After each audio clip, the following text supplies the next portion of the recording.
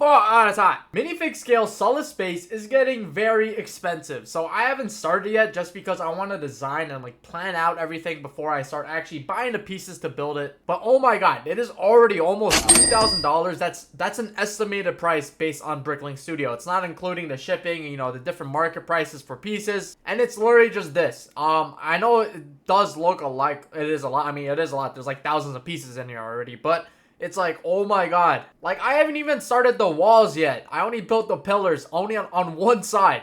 And it's already this expensive. But I just made this even more expensive, and it's gonna be insanely expensive just for this very boring part. So I want to be able to transport this, make this mobile so that I can take it apart, move it somewhere else, and even take it to conventions in the future. And this being 4 base plates wide and 3 base plates long, you know, I can't do that if I'm not gonna have like a modular system on the base. So before I show you some of the build process and the techniques I used, we're gonna go over this modular base I made, and I'm gonna show you how expensive this really is. Alright, so first you could see it's just base plates, so I had to take those out, but you could see in the middle there is a little different base plates. I have like 16 by 16 base plates there.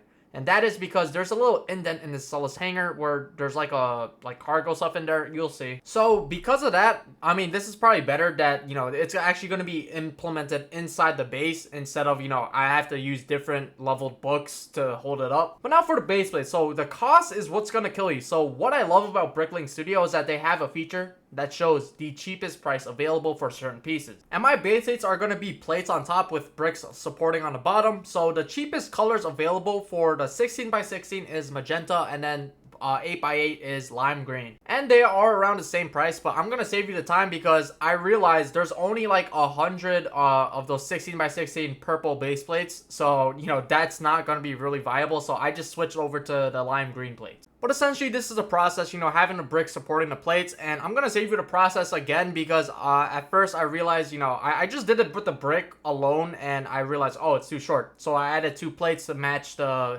hexagon thing.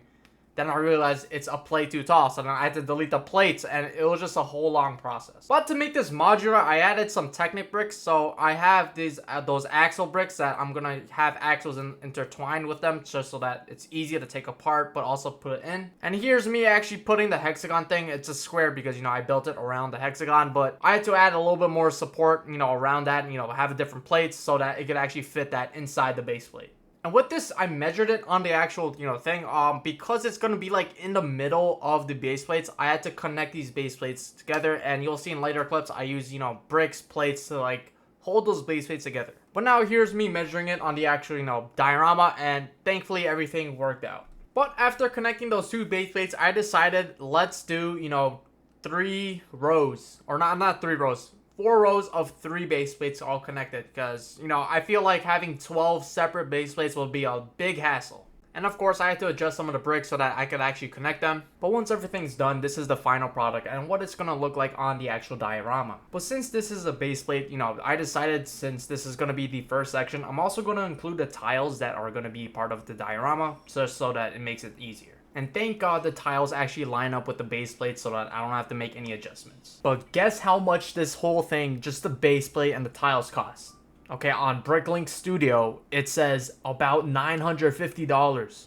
But thankfully, it's not that much on Bricklink right now. It should be around $700 plus shipping. So, I mean, that's still pretty expensive, but not $900. So, because it's super expensive, I went to alternative knockoff sites to see how much it will cost there. So, I went to GoBricks because I think that is the best, you know, knockoff manufacturer. And it's legit the same price. So, I'm just like...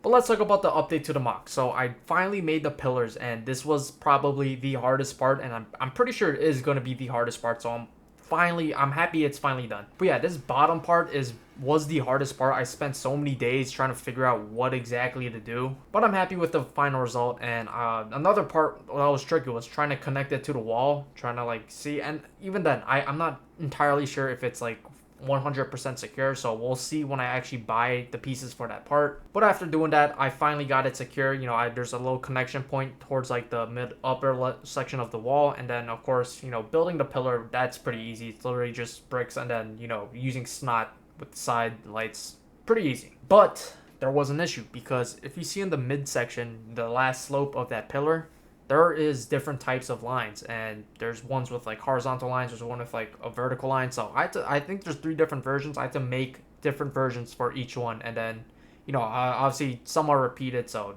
not too bad. But yeah, once I did that, I feel like these pillars look phenomenal. Not to glaze myself, but I just love the way this looks. But after finishing, I made some adjustments to the length. I think I spread it out a little bit more because I also had to add the hangar door, and I think that looks pretty nice. Pretty simple build, and the rest should be pretty easy going forward.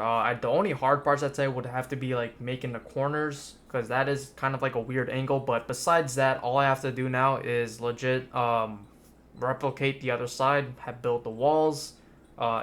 The ceiling, I'm not really sure what I'm gonna do. I think I might just use metal plates, because I actually want to hang TIE fighters, and I just don't think a brick bolt version will do that good. I mean, I could use Technic, but again, I want it to like actually look exactly like it. But I don't know, we'll see. So if you want to support me on my project, make sure to send me an email to my mocktub email, mocktub.com@gmail.com. But thanks for watching the video, that's it, and I'll see you guys.